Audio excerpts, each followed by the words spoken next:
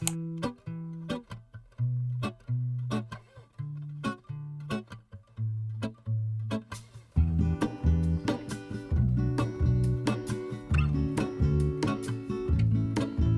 is a life I lead in this city, hurrying to cup my tea.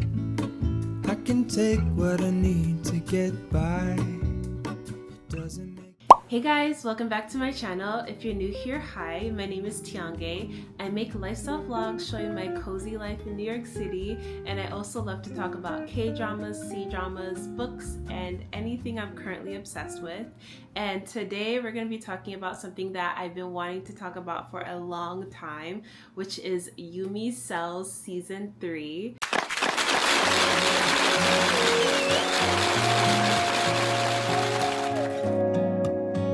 I finally finished season 3 and I have so much to say and I can't wait to talk about all of that. But before we get into talking about season 3, I'll give a quick recap of season 1 and season 2 so that we're all on the same page. So at its core, Yumi Cells follows Yumi, which is played by Kim Go-eun. Kim Go-eun is one of my favorite Korean actresses, and what makes this series so special is we're not just watching Kim Go-eun on the outside, or Yumi, but we're actually inside her mind. So we get to see what's happening inside her mind by these animated characters, which represent Yumi's cells, and each cell represent a different emotion. And so we get to see like the inside of her head and how she's making decisions, and then we get to see how that plays out in her actual life when it comes to her relationships, specifically her romantic relationships, but also even like friendships and her career. In season 1, we meet Yumi. She is a regular girl. She has an office job, like nothing dramatic. And suddenly her love life takes center stage. She has this colleague that she actually had a crush on, and he introduces her to Koo Wong, who's played by Abu Hin. And actually, I love Abu Hin. He is such a great actor. His colleague introduces Yumi to Koo Wong on a blind date, and first impressions are so bad. Koo Wong, let's just call him Wong, he shows up to this date. He has like hair cut to his neck, his chin is like scruffy, he's wearing a graphic tee, shorts, and flip-flops on the first date.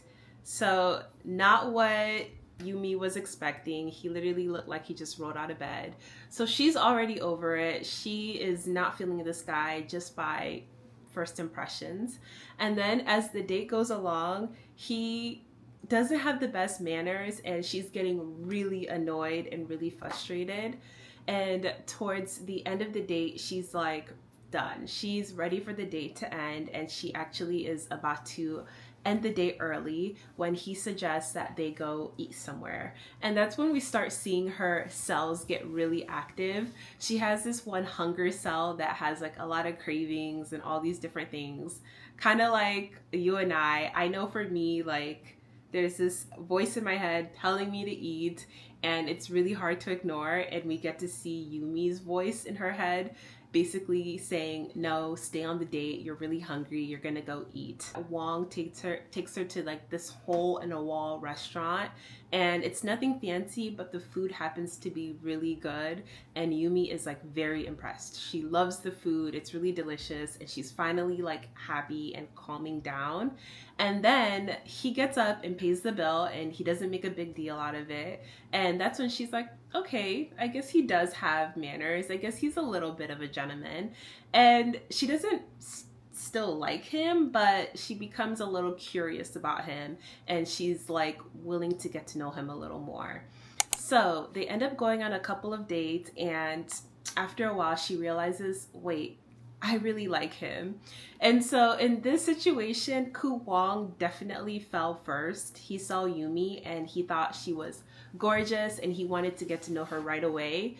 But on the other hand, Yumi was like a slow burn. She had to get to know him, and once she did, she realized he's great. These two have insane chemistry. I think the reason why season 1 got so popular is because Kim Go-eun and Abu Hin have such incredible chemistry. Like, you could just feel it on the screen. And so these two characters start dating, and their relationship is like really passionate, it's really fun, and I think this is Yumi's first real relationship. I'm not really sure. I watched it such long ago, but I think it's her first relationship and she's navigating that. And then things start to break down. We find out that Ku Wong is running a startup and he's doing his best to get this startup off the ground. He has a team of 2 people, a guy and a girl. One, his female colleague has, I think, a crush on him. It's never really openly stated if she has a crush, but it seems like she has a crush on him and she feels very protective of him. And so when he starts bringing Yumi around, she starts acting like she's competing with Yumi, even though he's already in a relationship with Yumi. So that in itself really upsets Yumi and makes her feel uncomfortable, and she no longer feels good about this work dynamic. At one point, she makes him choose between her or her colleague or his colleague, and he chooses Yumi, rightfully so. But in the end, he goes back to his colleague and makes amends without telling Yumi. So that's one. 2, he starts losing money. His startup is just failing. At one point, he loses his office. All of his colleagues take office jobs because they're so broke, and he eventually even struggles to buy food. And instead of telling Yumi what's going on, he keeps it all to himself and he basically shuts Yumi out. And so now Yumi is like confused. She doesn't know what's going on. She could just know that he's struggling, but he's not sharing any of the struggles with Yumi. And so from there, they become pretty distant and things just crumble even further. At the end, Yumi is like, all right, this relationship is not going good because you're not sharing things with me. And so she breaks up with him in the hopes that he will fight for the relationship. And instead, he agrees to the breakup. And that is the end of season 1.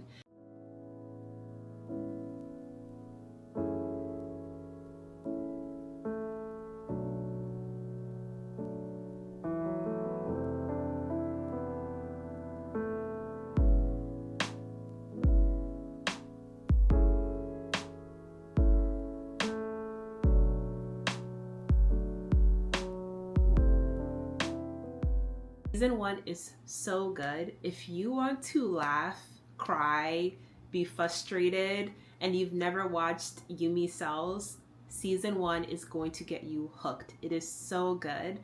And also we get introduced to all of Yumi's cells and they are hilarious. They are so funny.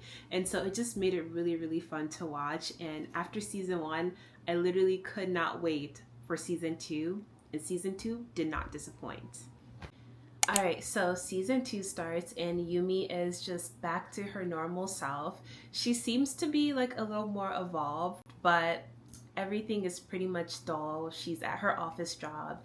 She's not really content with it. It's like she's more so existing, not really living life. And that's when she develops a crush for another one of her colleagues.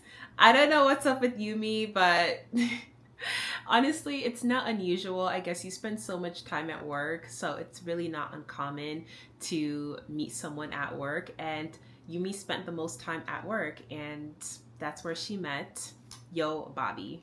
Yo Bobby is played by Jin Young, and he's also a great actor. I recently watched a drama of his. It's called Always Sunny, but I didn't like it.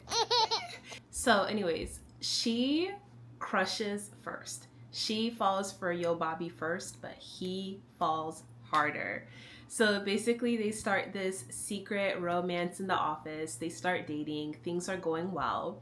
And then Yumi is still not satisfied with her life, and she makes a big decision to quit her job and to pursue becoming a full-time author, something that she's always wanted to do. At the same time, Yo Bobby gets transferred to another city or town for his job, so now they're long distance. Everything seems normal, everything seems cool. It seems like they're communicating really well, and it's like they talk every single morning. And he shares with Yumi that he has this colleague that lives by, and he takes this colleague to work every single day. And Yumi's like, oh, cool. Like, that's great. I'm so happy that you have, a friend in this new town. And then the holidays come and Yumi goes to visit Yobabi. And she finds out that this colleague that Yobabi has been driving to work every single morning for like a year is a young, beautiful woman. When Yumi found that out, I was bewildered. I was so upset for Yumi. I started thinking to myself, like, if that was me in that situation, I would feel so betrayed. You failed to tell me for months on end that the person that you're driving to work is a beautiful young woman. Yeah, that's very shady. Well, fast forward to a couple of weeks or so later, and Yobabi has decided to sell his house, but he doesn't immediately tell Yumi. So at one point, Yumi is going to his house and she sees the colleague standing outside of the house and she's crying. So she goes up to the colleague and she's trying to comfort her. And she's like, what's going on? Are you okay? And the colleague is like, is Yobabi leaving? Is he moving? Is he moving because of me? Huh? Why would my man be moving because of you? So that's basically like what's going on with Yumi. Yumi's like, why would he be leaving and selling his house for you? And so just from there, she realizes something definitely happened. Later on, her and Yobabi talk, and he reveals to her that, yes, I think she has feelings for me. And I think at one point I was even swayed by the fact that she had feelings for me. I loved Yumi for this. She was like, okay, we're done. And basically Yobabi fights for the relationship and he convinces Yumi not to break up. So Yumi gives him another chance and she decides to move forward and just forget about all of the confusion.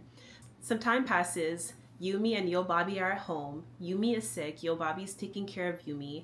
And Yobabi decides to go to a corner store and get snacks, I think. I can't remember what he was getting. And he forgets his phone at home.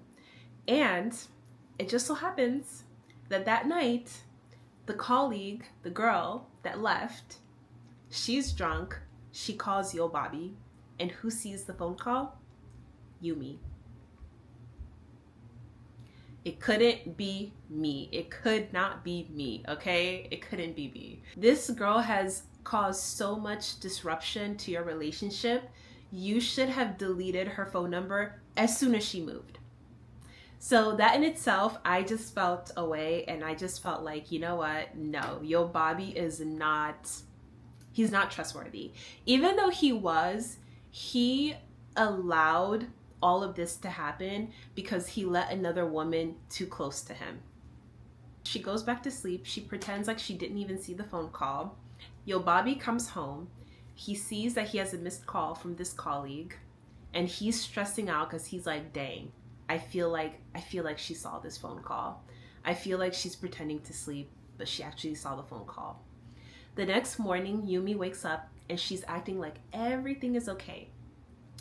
And she breaks up with him. And I'm telling you, like, that's when I knew that these writers are chef's kiss. And again, Yumi becomes the one that got away. So I really love that for Yumi because all of her exes fumbled, but they know they fumbled. They know that they lost a really good thing. And Yobabi, I just could not get down with their relationship because he broke the trust between them. I just was never rooting for Yobabi and Yumi to stay together. And then we're at season 3.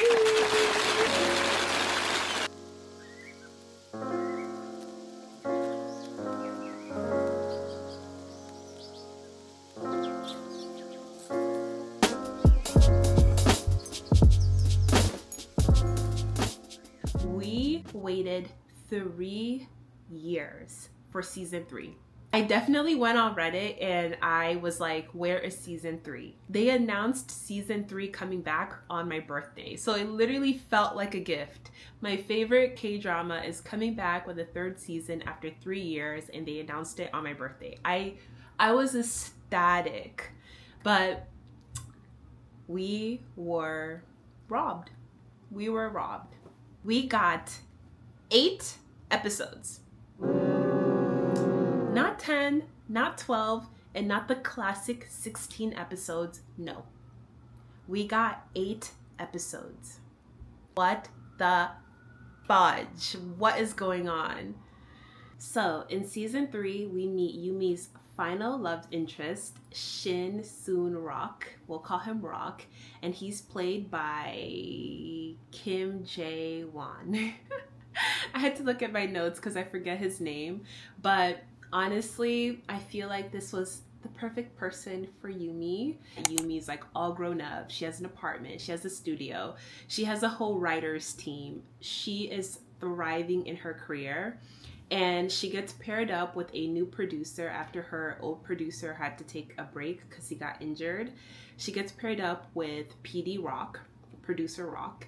And he is very clean cut, all business. And that is really frustrating for Yumi because she is like more expressive in a way. And so she is not used to him being like very quiet, reserved, and only talks about work. On top of that, we find out that Yumi is pretty bored. This is like a theme with Yumi. Right now, she has everything going for her, but she basically says, my life is so drama-free. I've been single for 3 years. And so it's like basically she's taken the time to work on herself and build this amazing life. But because she doesn't have anyone in her life is pretty drama-free. I can relate. They don't really get along right away. He makes some comments about Maltese dogs, and that really pisses her off. And that's when we get introduced to her anger cell. We haven't seen her... Wait, it's her cursing cell. We haven't seen her cursing cell in so long. Basically, all of her cells are in this like storage, and they're all like preserving their energy because they haven't been needed in so long. And so when the cursing cell comes out, it is the funniest scene. I literally like kept on hitting replay and watching the same scene over and over because it was so funny. But basically she's very angry and frustrated by his cold personality.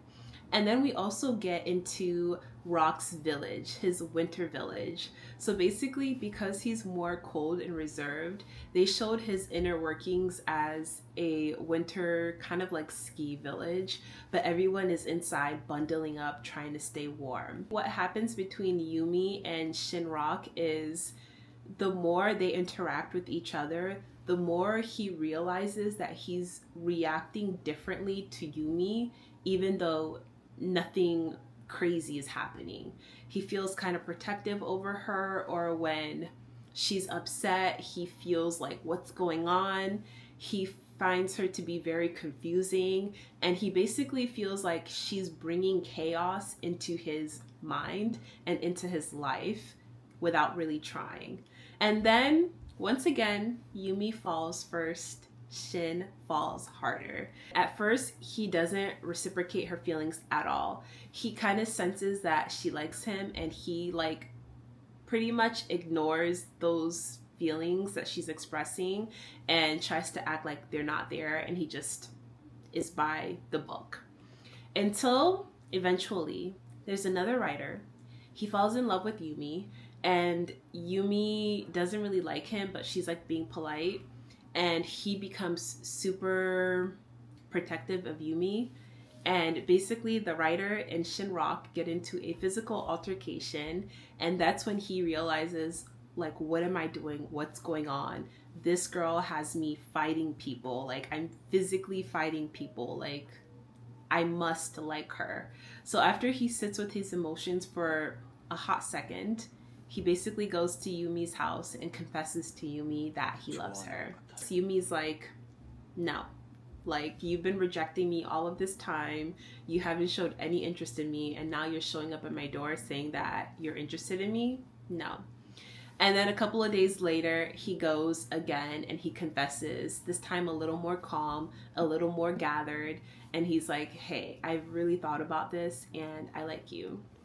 And she reciprocates the feeling. She's like, yeah, actually, I've been liking you too. And that's where their love story begins. And I love their love story so much. But the thing that's frustrating is we literally got like, what, 3 episodes of them dating before the series ended. So frustrating. I don't even know why we didn't get 16 episodes. I don't get it. We just got the meat, which is they're dating. Things are moving fast. They both deeply love each other. And in the second to last episode, he goes to buy her diamond earrings for her birthday. And he sees a diamond ring. And he's like, wait, I'm gonna propose to Yumi. And after 1 month of dating, he proposes. Yumi says no. He's okay with it. He's like, all right, we'll do it your way. We'll take things slow. And then her mom and dad come over. They see the ring and they're like, what's going on?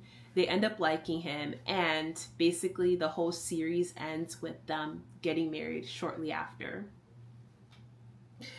Honestly, it was a lot going on. In those last 2 episodes, so much happened. And I'm like, I wish we got to see more of them dating. I wish we got to see more cute moments because they consolidated everything into literally 2.5 episodes. Like, it was kind of crazy. But it ended up working. And overall, the chemistry between Rock and Yumi is also insane. They are really great actors because before he confessed to Yumi and Yumi like confessed to him, I really couldn't see the chemistry. I was almost worried that the most chemistry that Yumi had was with Wong from season 1. But then when they confessed to each other, it's like their chemistry went from 0 to 100. It was so good. I have to say, Yumi's Cell season 3 did not disappoint. I think it is so good. I feel like them showing the perspective of what's happening in Yumi's mind is such a creative way for us to really connect with Yumi. I think that's why the fandom around Yumi's Cells is so big and so strong. Because we got to see what's happening inside, we were also able to relate to her better. But also, there were times where she's processing things one way and then we're in the head of the love interest, whether it's, you know, Yo Bobby or Wong or Shinrock, and we're seeing that they're processing things totally different. And so it also makes you kind of aware that someone can be going through the same situation with you, but their thought process and how they're thinking and how they're seeing things is totally different from you. And then that will in turn either create conflict or make your relationship better. And sometimes we saw that that would make a lot of conflict in Yumi's life. And because of it, like, relationships would crumble. But in other ways, we saw that even though she was thinking very differently from Shinrock, a lot of times their interpretation of like a situation was totally different. It didn't stop him from falling deeply in love with her. And I really loved how he had this like protective cell, and this protective cell used to like protect all of his like core values, like no office romances, like no mixing, you know, business and personal life. He had this cell that protected those values, but Yumi would like break down all of those values that he had. And then when there was nothing left to protect, that cell decided to protect Yumi. And when that happened, I was just like, oh, stop. This is so cute. Okay, so those are my thoughts about Yumi's Cells. I hope you guys liked my summary of season 1, 2, and 3 and my thoughts about the show at its core. If you also like the drama, make sure you leave a comment. Let me know what you think. What was your favorite part? Who were your favorite cells? And if you want to see more videos by me, make sure you like this video, comment, and subscribe. I make vlogs every single week, and I'll definitely be sharing more of my favorite K-dramas from 2026 with you guys. Alright, thank you so much for watching, and I'll see you in my next video. Bye!